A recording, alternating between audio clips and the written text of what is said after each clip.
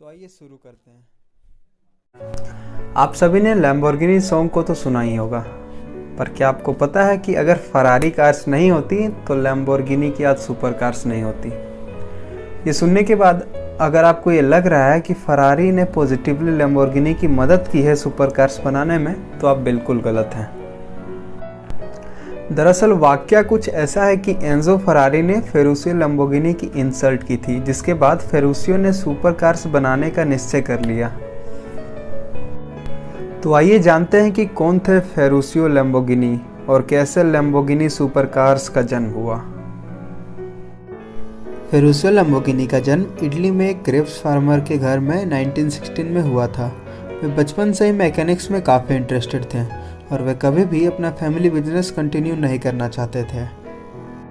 फेरुशियो Lamborghini world war II में air force में भी सर्व कर चुके थे। अब जैसे ही वर्ल्ड वार II खत्म हुआ, फेरुशियो ट्रैक्टर्स बनाना शुरू कर दिए और उनकी कंपनी इटली में one of the largest agricultural equipment manufacturer बन गई। अब वो लग्जरी कार्स को भी अफोर्ड कर सकते थे। अब उन्होंने फरारी कार्स खरीदने का सोचा, जहां से लैम्बोर्गिनी सुपर कार्स बनने के सफ़र की शुरुआत हुई। अब फरारी खरीद लेने के बाद फेरुशियो को यह कार काफ़ी नॉइजी और रफ टू हैंडल लगा, साथ में उसके क्लच को कई बार रिपेयरिंग की ज़रूरत पड़ती थी। अब फेरुशियो ने यह बात जाकर सीधा फरारी के ओनर एंजो फरारी को बताया।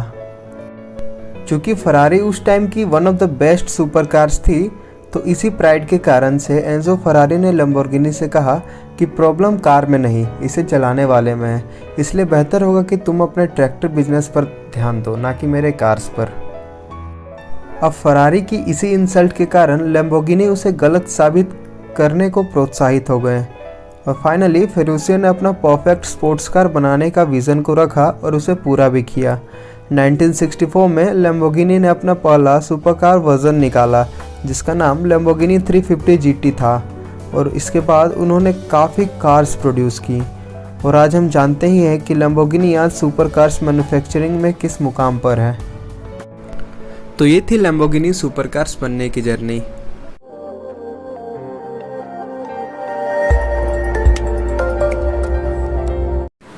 ऐसा ही और भी अमेजिंग वीडियोस के लिए सब्सक्राइब करें।